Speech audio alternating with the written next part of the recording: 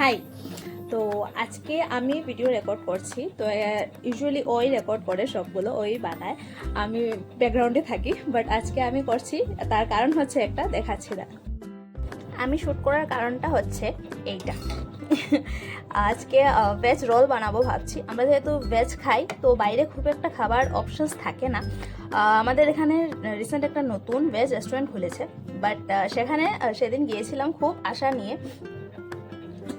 আশা ছিল যে বাইরে কিছু একটা খাবো, তো রোল অর্ডার করেছিলাম। তো এত বাজে দিয়েছিল রোলটা, তো তারপর থেকেই মুডটা অফ ছিল যে কিছু একটা খাবো।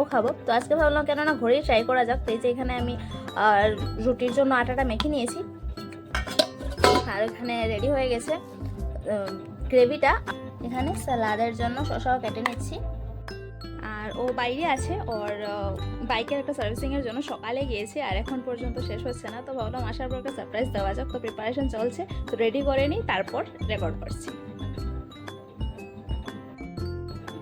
এটাকে লাচ্ছা পরাঠা টাইপ বানাবো ভাবছি। আমার কাছে চাকু ছিল না, তো এটা নিয়েছি পটেটো পিলার দিয়ে।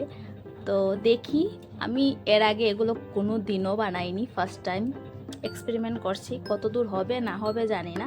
দেখো না, রুটিটা ছিঁড়ে ছিঁড়ে যাচ্ছে। তো বানিয়ে নিই, তারপর আবার দেখা।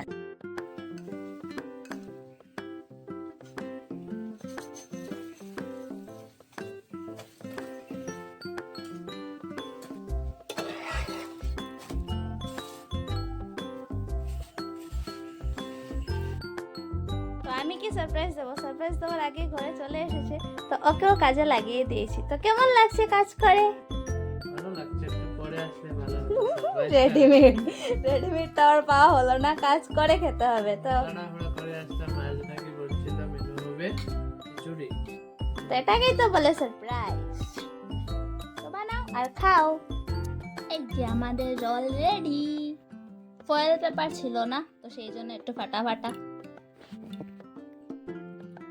খেয়ে দেখো তো তোমার রেস্টুরেন্টের।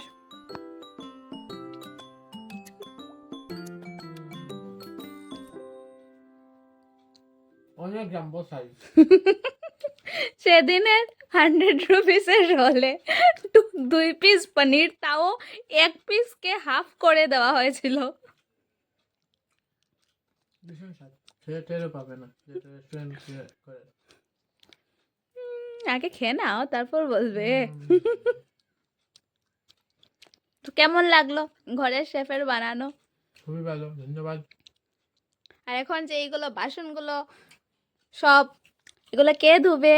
আপনি। আমি? বানানো আমার ডিউটি শেষ, এখন সব বাসন ধোয়ার ডিউটি মিস্টারের। তো টাটা, দেখা হচ্ছে নেক্সট ভিডিওতে।